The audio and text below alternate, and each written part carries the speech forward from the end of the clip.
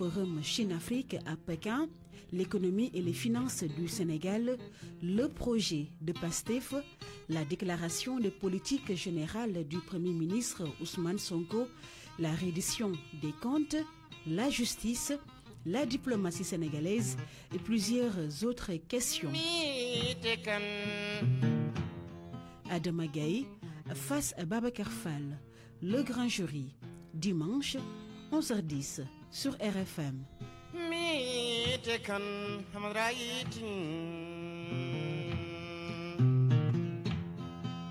Bonjour à tous, bon dimanche, bienvenue dans ce nouveau numéro du grand jury de RFM, la DPG d'Ousmane Sonko, si loin, si proche. Les tiraillements entre la majorité parlementaire et le Premier ministre. Le président de la République, en arbitre, fixe la date de la déclaration de politique générale du chef de gouvernement pour le 13 septembre, vendredi prochain. Bonjour Adama Gaye. Bonjour Babacar, bonjour aux auditeurs. Ousmane Sonko ira-t-il faire sa DPG devant les députés le 13 septembre parce que lui-même a annoncé cette semaine que cette Assemblée nationale elle sera dissoute le 12 septembre. Ah mais s'il n'y allait pas, ce serait trahir la parole du chef de l'État qui par écrit a décidé que son Premier ministre, qui dépend de lui, Ousmane Sonko, irait faire cette présentation. Et la majorité parlementaire qui avait bataillé ferme contre la tenue de cette déclaration au-delà du 12 septembre, a semblé donner droit à la requête, ou en tout cas la décision du chef de l'État. Donc je ne vois pas pourquoi et comment Ousmane Sonko pourrait se mettre à contre-courant de ce qui relève d'une tradition républicaine. Si Bassirou Diomaye Faye dissout l'Assemblée nationale le 12 septembre alors qu'il prend date le 13 pour la DPG, ça ressemblerait à quoi alors pour vous? Ce serait une ruse de bas étage. Je ne pense pas que le chef de l'État, qui a déjà donné sa parole pour le 13 septembre, irait jusqu'à se déjuger pour dissoudre l'Assemblée le 12 septembre. Ce serait, disons, une manœuvre politicienne trop grosse et qui ne passerait ni dans l'opinion, ni dans les règles de la démocratie. Je pense que ce serait quelque chose qui reviendrait comme un boomerang sur le visage du chef de l'État. Ce ne serait pas une bonne chose, ce ne serait pas élégant, disons. Et pourquoi toutes ces manœuvres, ces agissements autour de cette DPG, Ousmane Sonko qui avait dit qu'il ne viendrait pas parce que le règlement intérieur de l'Assemblée nationale était caduc, n'avait pas prévu la présence du PM à l'Assemblée et une DPG, bien sûr. Règlement intérieur mis à jour, ça traîne les pieds. Vous savez, la politique, c'est quelque chose de très spécial. Les anglophones disent « it's a greasing pole ». Il faut arriver au sommet et essayer de s'y accrocher sur un pôle qui est presque graisseux. C'est aussi le champ des manœuvres. Je me souviens, il y a une dizaine d'années, un peu plus, je participais à une conférence à Genève, organisée par Kofi Annan, le Africa Progress Panel, et nous étions avec un certain nombre de personnalités, dont Bob Geldof, Obasanjo, l'ancien président du Botswana, Festus Mogae, le fondateur de Transparency International, Peter Eigen et autres. Et soudain, le président du Botswana, l'ancien, qui est un docteur de l'université d'Oxford, Mogae, a dit ceci. La politique aussi, c'est des manœuvres. Donc, il ne faut pas s'étonner qu'ici, chacun cherche à ruser pour tirer son épingle du jeu. Ça fait partie des règles de la démocratie. C'est pas quelque chose d'aussi transparente et cohérente, normal, que nous, citoyens ordinaires, avons tendance à le croire. Donc, effectivement, c'est un jeu du chat et de la souris qui se déroule sous nos yeux. Et le plus malin, peut-être, utilisera cela comme argument pour gagner la bataille. Logique alors, normale, alors que l'exécutif veuille dissoudre cette Assemblée nationale où il n'a pas la majorité.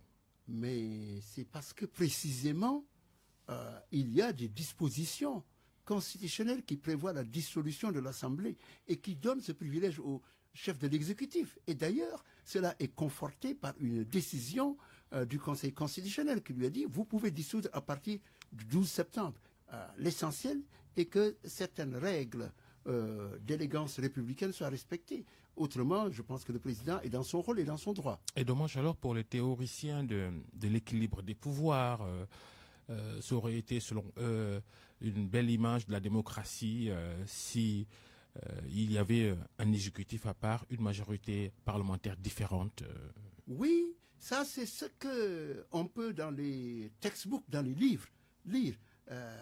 Quand on étudie le fonctionnement de la démocratie, en remontant à Montesquieu, John Locke, Tocqueville et autres, on a ces considérations très normées qui définissent des règles comme sur du papier à musique. Dans la réalité, la pratique diffère souvent de ce qui est écrit. Et donc, il ne faut pas s'étonner que le président, qui voit très bien qu'il a besoin d'une majorité au Parlement pour soutenir ses politiques, puisse recourir à l'arme de la dissolution. Il ne serait pas la première personne à faire ça. Souvenez-vous, quand François Mitterrand est arrivé au pouvoir en mai 1981, il avait dissous l'Assemblée en France pour se donner une majorité. Abdoulaye Wade en avait fait de même. Je pense que c'est dans l'ordre normal des choses. Pour rester en France, Jacques Chirac aussi avait fait la même chose. Absolument. Mais Jacques Chirac, quand il a fait, ça s'est retourné contre lui. Les gens ont voté à son détriment. Oui, et Jospin est devenu Premier ministre. C'est un pari très risqué parce que en politique, l'état de l'opinion change très rapidement. On dit que la politique, une semaine, c'est une éternité. La vérité du 2 avril ou du 24 mars, au moment où l'équipe actuelle au pouvoir s'installait, entourée par une foule enthousiaste, une attente des retombées de ce qu'on appelle le projet, ce n'est plus la même chose aujourd'hui. À l'épreuve des faits... Même si de façon générale, la tradition électorale au Sénégal, c'est quand on gagne la présidentielle, on est presque sûr de gagner le maximum de sièges à l'Assemblée nationale, aux législatives qui arrivent après. Oui, c'est vrai que c'est une tradition, il y a une jurisprudence. Mais les jurisprudences aussi sont faites pour être remises en question. Il ne faut pas s'attendre à ce que l'opinion publique, qui est en fin de compte la détentrice de la parole publique, puisse avoir une autre appréciation de l'action menée par le pouvoir en place et puisse décider de ne pas lui donner sa confiance. Et si cela advenait, je crois très bien qu'il pourrait y avoir des surprises. Il ne faut pas exclure cela. Il ne faut pas avoir des certitudes. Vous savez, parfois, les choses qu'on considère comme actées, comme inéluctables, sont contredites parfois par la versatilité, pour ne pas dire le souverainisme de l'électorat. Souvenez, en 1976, souvenez-vous, 2016, pardon, quand personne ne donnait pas cher d'une victoire de Donald Trump aux États-Unis, il avait fini par battre Hillary Clinton. Et la même chose se produit un peu partout. On voit quand même des mouvements tectoniques qui se produisent ça et là. Et je pense que dans le cas du Sénégal, tout dépendra de ce que les parties prenantes proposeront aux électrices et électeurs. L'opposition dans tout ça, Macky Sall qui vient de dissoudre Benno Bokk Yakaar, vous y comprenez quoi? Il y a de quoi rire à gorge déployée par rapport au fait que Macky Sall, qui n'a pas eu le courage de rester au Sénégal pour diriger ses troupes, joue le rôle d'un général en fuite et qui de loin donne des ordres. Pourquoi il n'est pas resté selon vous? Mais parce que d'abord, il sait ce qu'il a fait. Il y a eu quand même des crimes de sang. Il y a eu 80 personnes qui ont été tuées. Et ça, c'est une basse hypothèse. Il y a eu 1 millier de personnes qui ont été arrêtées, parfois de façon arbitraire. Il y a eu un pillage systématique des ressources naturelles. Et il en a été l'architecte principal. Et donc, sachant que lui, il était exposé, il a dû quitter le pays. De là-bas, sa culpabilité ne serait-elle pas un peu difficile à établir quand on sait comment le système il est fait poursuivre un président de la République pour prévarication financière dans ce pays, le Sénégal, extrêmement difficile. C'est très difficile, mais difficile ne signifie pas impossible. Souvenez-vous, au Chili, en septembre 1973, quand Pinochet a fait tomber, qui a fait tomber Salvador Allende, c'était l'homme fort de l'Amérique latine. Mais par la suite, mais il était recherché. Et je crois qu'il a dû être extradé. Il y en a d'autres qui l'ont été. Alan Garcia du Pérou, Alejandro Toledo, et d'autres dirigeants qui sont mouillés dans des crimes dans le pays. Tout dépend aussi en partie du protocole du Cap Manuel aussi, non? Vous posez une bonne question. Parce qu'en réalité, il faut qu'on sache exactement qu'est-ce qui s'est passé au moment de l'élection. Parce qu'il y a quelque chose de surréaliste qui s'est opéré du jour au lendemain. On a libéré des gens qui étaient détenus, dont le pouvoir ne voulait pas entendre. On leur a déroulé le tapis rouge. C'est allé très vite. C'est allé trop vite. Et donc, l'élection a eu lieu, même s'il y avait un coefficient de soutien face au mouvement PASTEF et à ses principaux leaders. La réalité est que l'élection qui a eu lieu le 24 mars a pu surprendre quiconque avait une dose de rationalité et de lucidité. Et donc, on peut en tirer la conclusion qu'il y avait quelque chose qui avait été négocié en sous-main. Macky Sall, 100 ans après sa déclaration du 3 février 2023, qu'il allait annuler l'élection et les cris d'orfraie que ça avait suscité à travers le monde, qu'il n'avait plus de chance de rester au pouvoir, a pu négocier en donnant des gages à ceux qui allaient lui succéder. Et il a pu faire ça en s'appuyant sur quelqu'un d'assez étrange. On nous a parlé de Ousmane Yara, ce Guinéen. Maliam. Que je connais. Qui était aux côtés de Alpha Condé, président de Guinée, au moment où il faisait les pires tueries en Guinée. Je garde encore les messages qu'il m'a envoyés et les appels d'Alpha Condé qui m'invitait à venir à sa prestation de serment que j'avais refusé. Et je me souviens très bien de ce monsieur-là. Quand Alpha Condé est tombé, le jour de la chute d'Alpha Condé, Ousmane Diarra a changé sa photo de profil pour remplacer la photo d'Alpha Condé qu'il y avait placée pour y mettre la photo de Mandela. Cet ancien vendeur à la sauvette se retrouve au cœur des négociations politiques pour sortir le Sénégal. Il ne serait pas le seul quand même. Hein. Mais il n'est pas le seul, il y a eu évidemment. Acteurs. Il y en a d'autres. Mais le fait qu'on puisse considérer quelqu'un comme celui-là et que d'autres puissent jouer ce rôle-là d'intercesseur avec le pouvoir de Macky Sall, ce n'est pas quelque chose qui fait honneur à la diplomatie, à la démocratie sénégalaise, parce que ça montre très bien qu'il y a eu magouille, anguille sous roche. Et donc, aujourd'hui, nous ne savons pas à quelle sauce, nous, citoyennes et citoyens sénégalais, nous sommes en train d'être mangés. Il nous faut aller en profondeur pour trouver ce que ça recouvre, ces négociations-là, que ça s'appelle protocole. Ce ne sera pas, si c'est le cas, ce ne sera pas la seule responsabilité de Macky Sall, celle de Bassirou Diomaye Faye. Ousmane Sonko est également engagé. Parfaitement, absolument. Écoutez, comme disent les Chinois, on ne peut pas applaudir avec un seul doigt. Généralement, dans ce genre de situation, il faut qu'il y ait des partis qui s'entendent. Et c'est ce qui s'est passé, à l'évidence. Il y a une forme de mansuétude à l'égard de M. Macky Sall quand il est arrivé au terme de sa présidence. On lui a prêté l'avion présidentiel. Au nom de quoi on l'a laissé aller à la Mecque. On n'a pas jusqu'à présent exposé à la face du monde les méfaits sanguinaires et, j'allais dire, économicides de Macky Sall, ce qui doit être fait. Parce que le laisser là-bas, au Maroc ou ailleurs, voyager à sa guise, essayer de tirer les ficelles au sein de son parti, c'est lui donner une capacité avec tous les moyens illégaux dont il dispose. Et le réseau qu'il a pu tisser en occupant la place centrale qui était la sienne à la tête du Sénégal, c'est lui donner non seulement une possibilité de reprendre du poil de la bête, mais qui sait de changer la donne politique au Sénégal. Et ça, c'est Macky Sall, il est encore jeune, il n'a pas dit son dernier mot. Et je crois qu'il faudrait absolument que, au moins, les torts, les fautes, les crimes de Macky Sall soient mis sur la table pour que les Sénégalais le sachent. Et la loi d'amnistie qu'il a fait voter à l'Assemblée nationale, qui a permis à Ousmane Sonko et à Bassirou Diomaye Faye de sortir de prison, on en fait quoi? Et si cette loi d'amnistie, elle couvrait tous ces griefs que vous soulevez contre lui?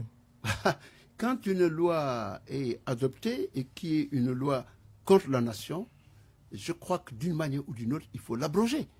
Évidemment, on nous dira que dans l'histoire, il y a des cas de figure où les peuples ont su dépasser certains moments durs, difficiles, pour ne pas dire violents de leur épisode plutôt violent de leur parcours, pour essayer de regarder vers l'avant et ne plus se soucier du passé. Ça existe. C'est souvent le cas de l'Afrique du Sud avec Nelson Mandela qui, de sa prison de Pearl Moor et de Robben Island, a su faire une négociation, une paix des braves avec les Blancs sud-africains de Peter Botha, de Frédéric de Klerk et les autres acteurs de l'Afrique du Sud. C'est évident qu'il faut parfois donner à la paix une chance, au pardon une chance.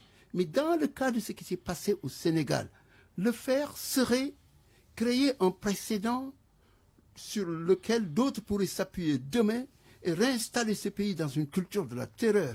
Je ne pense pas que cette amnistie, cette loi puisse être pérennisée et autorisée à rester en place. Je crois qu'il faut avoir le courage, notamment les nouvelles autorités de ce pays, de dire aux Sénégalais, sous la contrainte, nous avons signé cet accord, ce protocole qui va à l'encontre des intérêts de la population sénégalaise et de ce pays, de sa mémoire institutionnelle, nous y revenons. Parce que ce n'est pas acceptable. Il y a eu des morts. 80 personnes ou plus ont été tuées. Il y a des personnes qui ont été portées disparues, des militaires, d'autres qui ont été tués froidement, une balle sur la tempe. Il faut que ces questions-là soient remises sur la table. Parce que ce n'est pas un accord qu'on peut signer en catimini qui peut les évacuer. Ce n'est pas acceptable. Évidemment, le pardon, dans notre tradition religieuse, dans notre tradition de masla, c'est quelque chose qu'on aime dans ce pays. Et nous ne sommes pas les seuls à le faire. Je me souviens, il y a quelques années, à une conférence sur la démocratie à Stanford University, en Californie, entendre Francis Fukuyama, l'auteur de La fin de l'histoire, dire ceci: il faut laisser les criminels, laisser les oublier et aller de l'avant. Moi, je ne partage pas cet avis. Je pense que sans une reddition des comptes véritable, sans état d'âme, sans une reddition authentique qui récupère les biens qui ont été soustraits des avoirs de la nation, je crois que toute paix qu'on ferait serait une paix fausse, hypocrite et fragile. Mais faire une reddition des comptes à géométrie variable, est-ce aussi juste si ce protocole du Cap Manuel épargne certains dignitaires de l'ancien régime et que d'autres sont poursuivis dans cette opération de reddition des comptes, ce ne serait pas juste alors? Non, non, pas du tout. Et il ne faut pas faire ça. Il faut que la justice... Je reviens sur la responsabilité de l'exécutif actuel, des nouveaux pouvoirs publics, Ousmane Sonko, Bassirou Diomaye Faye, sur ça. Mais bien sûr, tous. Il faut que ce soit, comme disent les juristes, erga omnes dans toutes les directions. Il faut que tout le monde soit... quiconque y a été mêlé aille répondre, n'est-ce pas, des torts qui ont été portés contre le pays. Je crois que l'Afrique est aujourd'hui face à une situation où soit elle s'adapte en prenant elle-même des normes supérieures qu'elle applique et pratique et sanctionne quiconque les viole, ou elle n'ira jamais loin. Parce que laisser dans les sociétés africaines des gens qui ont piraté, qui ont volé, qui ont violé, qui ont fait n'importe quel genre de bêtises et passer l'éponge, je pense que c'est encourager de telles pratiques, d'une part. C'est aussi laisser au sein de la société des forces du mal, interlopes, qui pourront toujours remettre en question les acquis démocratiques. Je crois qu'on ne peut pas faire semblant que rien ne s'est passé ces dernières années. On abordera encore ce chapitre tout à l'heure, mais on va revenir sur Ousmane Sonko et la déclaration de politique générale, si tant est qu'elle va se faire le 13, vendredi prochain. Il va dire quoi aux députés? Le projet est-il prêt? La fin de sa rédaction a été annoncée pour septembre. Peut-être que c'est fait, c'est bon là, peut-être. Mais peut-être qu'il va parler du projet enfin, ce projet Harlequin, dont on a tellement parlé que personne n'a jamais vu. Ben, lui-même, il a admis, il y a 3 ou 4 mois, qu'il n'y avait pas de projet et que des gens travaillaient à faire ce projet, ce logiciel des politiques publiques, ou en tout cas de l'approche PASTEF de la gouvernance du Sénégal. Ça, il faut attendre son discours, peut-être pour savoir ce qu'il va nous dire. Ce qui est évident, c'est que l'espace de gouvernance économique, politique ou démocratique, grosso modo, les bonnes pratiques, on les connaissait les mêmes. Je ne vois pas ce que le projet PASTEF apporterait de nouveau en dehors de quelques pétitions de principe sur le souverainisme, sur le djubdjubal-djubanti, des formules ronflantes, mais dans la pratique, ça ne fait pas avancer, comme dirait l'autre, le schmilblick. Est-ce qu'il va enfin nous dire qu'ils vont pratiquer l'équité, la méritocratie, la promotion des cadres qui sont dignes de confiance dans les institutions de l'État, les sanctions équitables quand il y a des acteurs qui ont fauté, comme on l'a vu dans le cas de l'ONAS, où une partie est sanctionnée, l'autre qui est incriminée ne l'est pas. Le ministre de la Justice sur l'ONAS a annoncé des enquêtes. Vous pensez que certains seront poursuivis, d'autres protégés? Mais c'est tout ce que cela donne à croire. De toutes les façons, en temps normal, le ministre de l'eau et de l'assainissement, Cheikh Tidiane Dièye pour ne pas le nommer, devrait être mis à l'écart, ne serait-ce que pour qu'une enquête équitable puisse être menée. Donc je crois que sur ce plan-là aussi, on attend ce que le parti PASTEF va faire. Dans les déclarations parfois intempestives ou qui ont été faites sur la baisse du coût de la vie, sur certains engagements à l'extérieur par des emprunts qui n'ont pas été négociés, sur le retour malheureusement d'un certain autoritarisme qui fait qu'on arrête certaines voix dissonantes. Tout cela, nous attendons à ce qu'il en parle, parce que nous ne sommes pas là à attendre la lune de Ousmane Sonko, non, pas du tout, mais au moins que dans la pratique, il nous prouve qu'il apporte quelque chose de nouveau. Je pense que nous devons aspirer aux meilleures normes pratiquées partout dans les sociétés qui ont avancé. Si nous nous contentons de couver en notre sein des criminels et on les célèbre, mais nous finirons par être une nation criminelle et qui ne se fait pas respecter. Donc, que ce soit à l'ONAS, que ce soit sur les surfacturations concernant le building administratif, que ce soit sur, par exemple, la vente d'armes illégalement qui devait être destinée au ministère de l'Environnement, 45 milliards, signés par l'ancien ministre des Finances, M. Abdoulaye Daouda Diallo, au profit de Abdou Tcherno Ndomba, la dissipation des biens et des finances du Sénégal dans la gestion du Covid, 1000 milliards de francs CFA. Et on a vu une dame, Kati Gadiaga, du jour au lendemain, sur son compte, on trouve 18 milliards pour une personne qui est, je ne sais plus, vendeuse de je ne sais quoi. Alors ces choses-là, on ne peut pas se permettre de les passer sous le boisseau.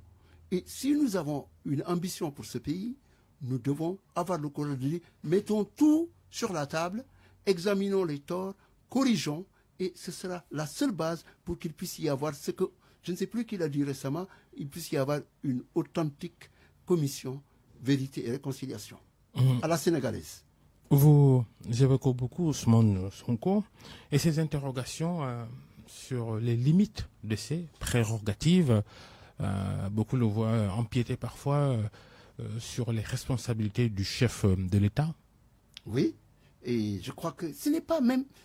il peut avoir une très large marge de manœuvre en tant que Premier ministre, surtout si le président qu'il a nommé lui en donne les prérogatives et le laisse dérouler.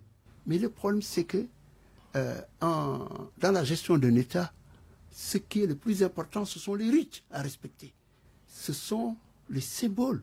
Le fait qu'on ait l'impression d'une présence exorbitante de Ousmane Sonko, partout, dans tous les domaines. Il parle de tout et de rien, à tort et à travers, se donne des privilèges, parfois fait des déclarations, disons, péremptoires, lapidaires, comme, voilà, il n'y aura pas de dissolution de l'Assemblée. De motion de censure. De motion de censure, pardon. La déclaration... C'est lui qui annonce la dissolution de l'Assemblée nationale le 12 septembre. On verra ce qui va... mais le président l'a dit juillet, hein. Le président a annoncé le 13. Donc on va voir qui aura entre les deux... Mais c'est également Ousmane Sonko qui informe l'opinion du limogeage d'Abdoulaye Daouda Diallo et d'Aminata Mbengue Ndiaye du Conseil économique, social et environnemental et du HCCT. la reddition des comptes, c'est aussi Ousmane Sonko qui annonce le déclenchement de poursuites contre les membres du régime Macky Sall. Ousmane Sonko, parfois, agit comme un gamin. Il veut donner l'impression qu'il peut faire peur aux gens. L'autre jour, je l'ai vu à Touba, avec Serigne Bass Abdou Khadre, assis et regardant Abdoulaye Mbaye père, comme pour lui dire, ah, regardez-moi, maintenant c'est moi le patron, comme pour lui faire peur, comme à un gamin. Non, il faut qu'il change. On ne peut pas faire peur à qui que ce soit ici. Cet âge est révolu. Nous avons tenu tête à des personnes plus étoffées que lui. Ça, c'est d'une part. De l'autre, s'il a dit qu'il faut limoger Aminata Mbengue Ndiaye et Abdoulaye Daouda Diallo, c'est d'abord que ces deux-là ont excédé leur durée de présence là où ils étaient à la tête d'institutions inutiles. C'est eux qui devaient avoir l'élégance, la grandeur d'âme de quitter leur fonction, au lieu de se faire chasser comme des malpropres. Mais on ne peut pas dire que c'est Ousmane Sonko qui est à l'origine. Celui qui est à l'origine de cette idée s'appelle Charles-Émile Ciss, que je ne connais pas, c'est un ancien directeur de la Solde. C'est lui qui a écrit dans un texte pour montrer comment l'État pouvait étouffer le fonctionnement de ces deux institutions et éviscérer ces deux personnalités. Et je crois que de ce matin-là, de son texte que j'ai repris d'ailleurs sur ma page Facebook, parce que je l'avais trouvé très éloquent, c'est ça que Ousmane Sonko a appliqué. Il aurait dû dire le mérite revient à ce Charles-Émile Ciss. C'est le débat sur la rationalisation des dépenses publiques. On reproche à PASTEF de supprimer des institutions comme le Conseil économique et le HCCT. En même temps, la promesse sur les fonds politiques, leur suppression, cette promesse n'est toujours pas respectée. Oui, la suppression de ces deux institutions, d'une certaine manière, elle est légitime. La question est de dire par quoi on les remplace. Parce qu'un pays ne peut pas fonctionner sans d'organes de délibération que peuvent être un Conseil économique et social et le Haut Conseil des collectivités territoriales. Il faut rationaliser. Peut-être qu'on a besoin d'une seule chambre à ce niveau-là qui pourrait discuter des problématiques du Sénégal. Ça, c'est une évidence. Donc, cette rationalisation, à ce niveau-là, on ne peut pas dire chiche, il faut l'accepter. Par contre, on s'étonne de ce que, sur certains aspects importants, par exemple, les fonds politiques, les fonds communs destinés aux gens du ministère des Finances, les dépenses à travers le monde dans les avions, le gaspillage dans les agences qui ont été maintenues, le fait que des marchés de gré à gré soient signés ça et là, sans qu'il y ait ce qu'on appelle due diligence, due process, sans qu'il y ait ce qu'on appelle value for money. Crown Agents, c'est une institution qui organise, n'est-ce pas, l'évaluation du coût des projets et décide de leur vraie valeur monétaire. Et donc ces choses-là, on doit faire un effort de normaliser et de moderniser notre approche par rapport à la dépense publique. Tel n'est pas le cas jusqu'à présent. Je m'attendais à ce que cette équipe au pouvoir, qui s'y connaît un peu quand même en matière de fiscalité et d'économie, puisse non seulement dire nous allons nous débarrasser de cette institution ou de ces deux institutions, mais au moins qu'ils puissent nous dire attention, nous ne nous contenterons pas seulement de ça, nous aussi, nous allons faire l'effort de changer notre rythme de vie et notre mode de vie. Mais si eux-mêmes ne font pas l'effort, s'ils ne montrent pas l'exemple, souvenez-vous, ils disaient, avant d'arriver au pouvoir, qu'ils allaient vendre l'avion présidentiel. Souvenez-vous qu'ils disaient, on va faire des appels à candidature. Souvenez-vous. Et tout cela semble être passé par pertes et profits, comme si c'est dans une gestion un peu populiste qui n'est pas opératoire qu'ils veulent nous entraîner. Quand on parlait un peu de la reddition des comptes, l'opération annoncée par Ousmane Sonko, on lui reproche de jouer le rôle du procureur même. Craignez-vous, quand il annonce comme ça, craignez-vous une instrumentalisation justement de la justice dans cette opération de reddition des comptes? Il faut condamner fermement les positions excessives de Ousmane Sonko dans des domaines qui ne relèvent pas de son autorité. Il est évident que la séparation du pouvoir s'applique d'abord au respect d'une justice indépendante et d'une presse aussi qui peut l'être. Mais la justice d'abord, avec une assemblée qui peut délibérer librement aussi. Cela dit, si on en est arrivé là, que Ousmane Sonko puisse avoir cette prétention de dicter la loi à la justice, c'est que la justice s'est décrédibilisée au cours des dernières années. Sous Macky Sall, elle a fait tout ce qu'on lui demandait de faire. Elle a envoyé des gens en prison de façon arbitraire. Elle a fermé les yeux sur les tueries. Elle a laissé sortir des gens qui ont fait des détournements, genre Bougazeli qui a fait un trafic de, je ne sais quoi, de faux billets, de devises, etc. Et donc, cette justice, elle doit faire son aggiornamento, elle doit s'arrêter et se regarder dans un miroir et dire pourquoi on en est arrivé à être à ce point méprisé, manqué de respect, rejeté au dernier rang, n'est-ce pas, de la hiérarchie de ce que les juristes appellent des normes. Personne ne les respecte. Et je dirais ceci. Il fut un temps où nous avions une justice qui se faisait respecter. Je me souviens en 1986, lors du procès d'Abdoulaye Wade, quand il avait fait une marche avec les quelques opposants, sur l'Afrique du Sud, l'apartheid, sur la marche contre l'apartheid, le juge Koumbaba avait libéré les prévenus. Et c'était un moment où le Parti socialiste était au sommet de son pouvoir, où Abdou Diouf était encore à l'époque président de l'Organisation de l'Unité africaine. C'est comme si on a perdu cette tradition-là. Ces jours-là, j'étais au procès. Voyez-vous, ce temps-là où nous avions des hommes de grande valeur conceptuelle, de principe, c'est ce temps-là qu'on semble avoir perdu dans la furie de ce qu'on voit ça et là sur les plateaux de radio, de télévision, sur les réseaux sociaux, où tout tourne autour d'insultes, de menaces et autres démarches comminatoires. Ça ne peut pas faire avancer notre pays.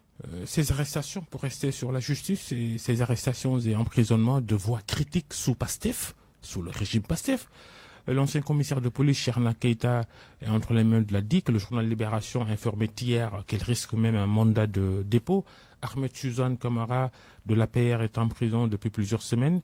Des pratiques que Pastef dénonçait avant son arrivée au pouvoir. Qu'est-ce qu'il faut comprendre dans ce qui se passe aujourd'hui? Autant, pour ce qui me concerne, j'avais été critique contre les violations des droits des citoyennes et citoyens, autant par cohérence, je le suis aujourd'hui. Il n'est pas bon que le parti Pastef au pouvoir continue d'envoyer des signaux qu'il est devenu un pouvoir tenté par le totalitarisme, par l'autocratie. Ça ne marchera pas dans ce pays et il faut y mettre fin dès à présent. Les libertés d'expression, les libertés individuelles et publiques ne sont pas négociables. On ne peut pas les ramener à quelque niveau que ce soit qui ne serait pas du niveau de l'excellence à laquelle nous aspirons. La polémique Oumar Diagne, le ministre directeur général des moyens généraux de la présidence de la République, et ses sorties contre les confréries musulmanes sénégalaises. Des fidèles mourides ont manifesté leur colère après la prière du vendredi à la mosquée Massalikul Jinan de Dakar. Adama Gaye, vous êtes d'ailleurs membre de cette communauté mouride. De par votre mère, vous êtes Mbaké aussi. Oui, mais vous savez, c'est pas parce que je revendique et j'appartiens à cette communauté et de manière générale à la communauté musulmane. Mais je respecte toutes les confessions dans ce pays parce que nous sommes une nation laïque et nous sommes une nation qui est bénie par cette capacité d'un dialogue interconfessionnel. Donc ça, il ne faut pas remettre ça en question. Ce que le cher Oumar Diagne a fait n'est pas défendable. Il faut avoir le courage de l'admettre. Les nations fonctionnent selon des rites et des rituels et selon des récits imaginaires. Imaginaires ou authentiques. Dans toutes les nations du monde, il y a des récits qui sont créés comme ça. On nous a dit que, par exemple, Vasco de Gama a été le premier à avoir découvert l'Amérique en 1492. On nous a dit, par exemple, que peut-être la France a gagné la Deuxième Guerre mondiale. On nous a dit d'autres exploits, d'ailleurs, même chez nous. Quand on veut creuser pour chercher la petite bête, c'est facile qu'on trouve ça. Quand on veut toujours salir, on peut trouver quelque chose qui peut être critiquable. Le leadership, c'est parfois, comme disait l'autre, dans une pénombre, d'allumer une bougie, d'ouvrir une perspective heureuse. Mais que Cheikh Oumar Diagne s'en prenne comme ça à des communautés religieuses qui regroupent des millions de Sénégalais en essayant de remettre en question ceux qui les font respirer, ça c'est une maladresse gravissime, surtout qu'il le fait à partir d'une position de l'État. Il est payé par le pouvoir. On n'est pas contre le débat scientifique. Il n'y a aucune certitude qui peut être 100% pérenne. On avance, comme dit Einstein, par pulsion progressive. On avance par saut paradigmatique, comme dit Thomas Kuhn. On avance par, comme dirait Schumpeter, par destruction créatrice. Tout cela, nous l'acceptons, que tout peut être mis en question. Les enseignants, les universitaires vous le diront, aucune science n'est définitive. Mais vouloir heurter les gens dans ce qu'ils croient au plus profond d'eux-mêmes de cette façon-là, c'est une maladresse qui ne doit pas rester impunie. Et Cheikh Oumar Diagne doit lui-même en tirer la conclusion qui s'impose, s'effacer. Démissionner. Ce serait une bonne chose. À un moment donné, quand on devient un élément de cristallisation et de polarisation des angoisses, on essaie de jouer pour que l'abcès soit crevé. Je ne dis pas abdiquer par rapport aux besoins d'un débat démocratique ou scientifique, mais parfois il faut comprendre que quand on occupe certains postes dans l'appareil de l'État, on est un fusible. Et quand on est un fusible, la vocation est parfois de sauter. Adama Gaye, journaliste et auteur du livre Chine-Afrique, le dragon et l'autruche, notre invité devant le grand jury d'RFM. Le président Bassirou Diomaye Faye vient de terminer une visite officielle à Pékin, où il a ensuite participé au FOCAC, le 9e d'ailleurs, 9e forum sur la coopération sino-africaine. Le président chinois Xi Jinping a promis à l'Afrique 50 milliards de dollars, environ 30 000 milliards de francs CFA, une enveloppe qui sera distribuée entre crédits et investissements. La Chine qui essaie de rebondir en Afrique parce qu'il a été constaté qu'elle a un petit peu reculé de ce point de vue en termes de partenariat avec le continent africain. Oui, la Chine s'était repliée sur elle-même au moment de la crise du Covid. Le président chinois Xi Jinping, qui était allé en 2017 au forum de Davos pour faire l'apologie de la mondialisation, à un moment où l'Amérique sous Donald Trump tombait dans l'une de ces tendances lourdes de politique étrangère, à savoir l'isolationnisme complété par l'unilatéralisme. À ce moment-là, la communauté des hommes d'affaires disait bravo, le président chinois est revenu faire l'éloge de la mondialisation. Mais avec la crise du Covid, on a vu la Chine se retirer de la scène internationale pour pratiquer le Covid 0 et s'orienter vers une nouvelle approche de commerce au niveau interne, éviter les exportations, comme ce fut l'élément central de sa politique en direction de l'Afrique, éviter les grands projets d'investissement au nom de ce que l'on a appelé une route, une ceinture, One Belt, One Road, lancé par le président Xi Jinping en 2013. Et enfin, on avait vu que le président chinois voulait s'assurer que certaines régions qui étaient restives dans son pays, à savoir les régions du Xinjiang, du Tibet, du centre, laissées en rade par l'avancée économique de la Chine déclenchée par le lancement de la politique de réforme et d'ouverture lancée en décembre 1978 lors du 3e plénum du Parti communiste chinois par Deng Xiaoping, alors patron de la Chine, qu'il fallait qu'il fasse l'effort de moins s'orienter à l'international et de davantage tourner son regard vers la Chine des déshérités. Et aussi de transformer structurellement l'économie chinoise pour en faire une économie portée par les services comme celle des États-Unis, comme celle des pays européens et moins dépendante de l'extérieur. Alors, pendant longtemps, on pensait que c'est ces modèles-là que la Chine voulait appliquer. Mais là, ce qu'on voit, c'est que Xi Jinping, en organisant ce sommet à Pékin, auquel il a pris part, contrairement au sommet de Dakar, c'est un signal que la Chine is back, est de retour, d'une part, et c'est un signal que la Chine veut travailler avec ses partenaires les plus, disons, faibles, malléables, en tout cas sûrs. Et l'Afrique en est un. Le Sénégal, il peut attendre de quoi de la Chine à nouveau? Il ne faut rien attendre de qui que ce soit. Le développement est un phénomène endogène. Les Chinois nous ont enseigné une chose. Ils ont tiré les leçons de ce qu'ils ont vécu. Quand ils ont été humiliés, écrasés, dominés par l'extérieur, ils se sont remobilisés, ils ont regroupé leurs forces et ils sont redevenus la puissance qu'on connaît aujourd'hui. Après l'envahissement par le Japon. Il y a l'envahissement par le Japon en Mandchourie en 1931, si je ne m'abuse. Il y a eu la défaite de la Chine en 1895 dans la guerre contre le Japon, qui a entraîné le traité de Shimonoseki par lequel la Chine concédait au Japon Taïwan. Et enfin, il y a eu également des défaites face à la Grande-Bretagne en 1840-1856, la guerre de l'opium, quand la Chine a été obligée de lâcher Hong Kong, qu'elle n'a récupéré qu'en 1997. Cette Chine, c'est une nation avec une vieille mémoire. En chinois, en mandarin, la Chine signifie Zhongguo, le centre du monde. La Chine est l'État centralisé le plus ancien au monde, bien avant les États-nations du XVIe, XVIIe siècle en Europe.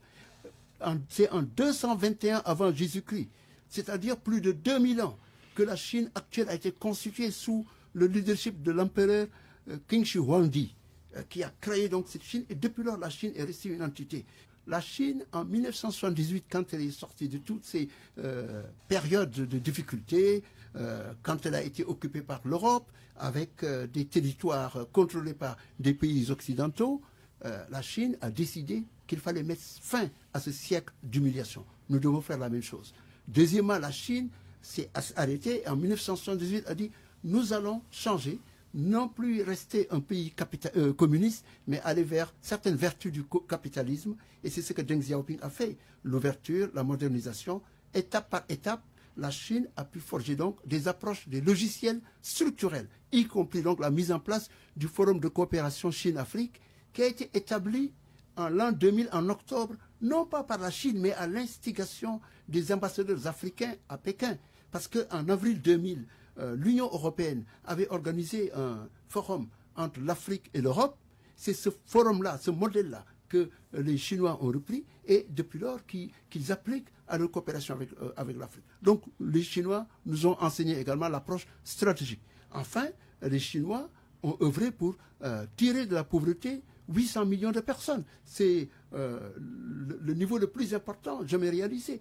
Ce business model-là, il marche. Et dans leurs relations avec leurs partenaires à l'extérieur, ils exigent qu'il y ait authentiquement un transfert de technologie. Prenez, par exemple, dans le domaine du ferroviaire, vous allez voir des trains à vitesse rapide, comme le maglev, le Magnetic Levitation Train, qui faisait, quand je l'ai pris, 440 km à l'heure entre Shanghai et son aéroport.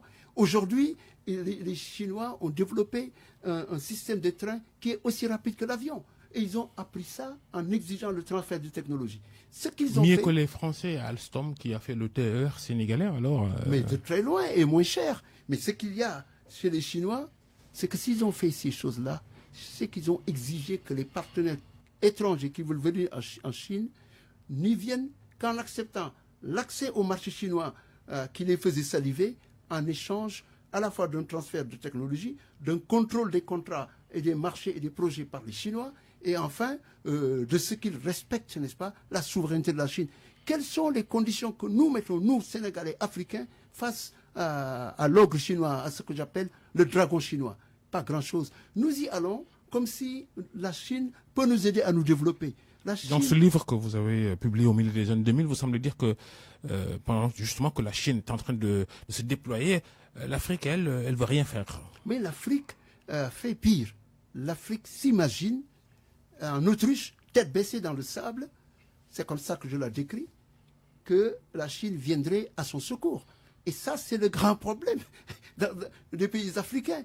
Les Chinois, quand ils sont venus négocier avec nous, ils l'ont fait de façon bilatérale, par pays.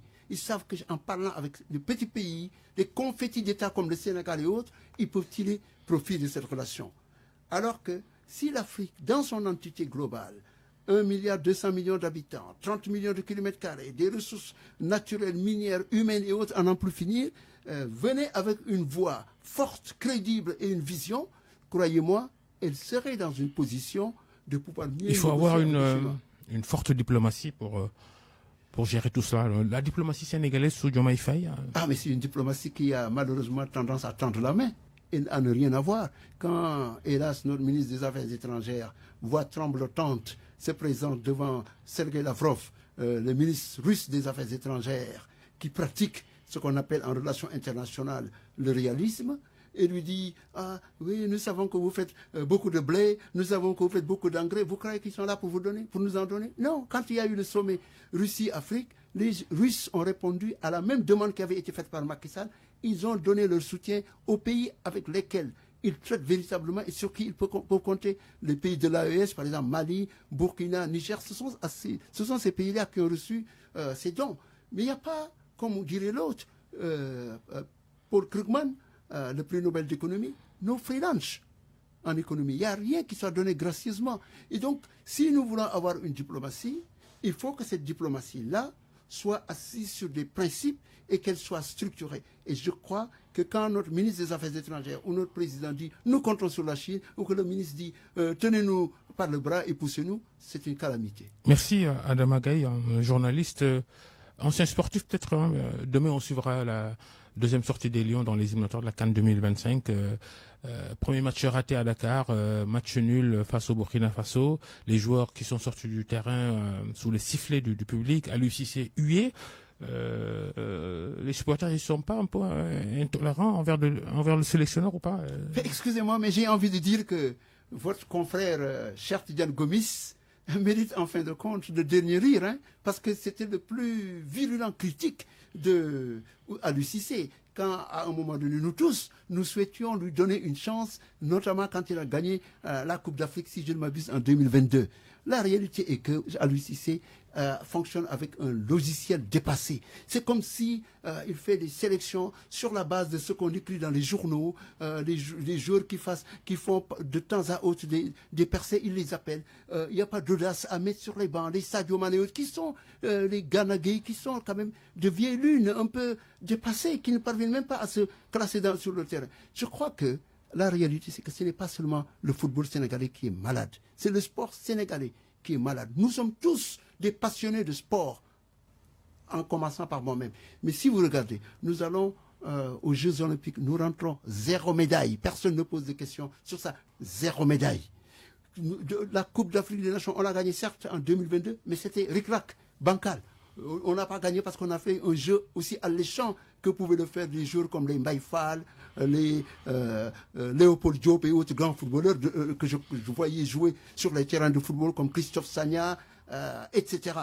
Du jour au lendemain, à une nation passionnée de football, on sert un football aussi limité et on veut nous faire croire qu'on peut continuer de percer. Je crois qu'il faut là aussi qu'on ait une réflexion, qu'on regarde de manière générale, non pas le football, mais au-delà du football, vers où nous voulons aller. Et ça s'applique à tout, y compris au débat institutionnel et constitutionnel. Parce que si on dissout l'Assemblée nationale et que l'électorat porte au pouvoir, porte à l'Assemblée des gens qui n'ont pas de muscles, de capacité, de compétences ou de caractère, le résultat sera toujours le même. On finira par continuer à naviguer en eau trouble au ras des pâquerettes. Merci Adama Gaye d'être passé à nouveau devant le grand jury de RFM. C'est un honneur d'être ici, Babacar. Je salue votre travail et je salue également vos auditrices et auditeurs. C'est un honneur. Merci à Abdou qui était à la régie. Restez avec nous, les programmes continuent. Bonne fin de week-end à tous.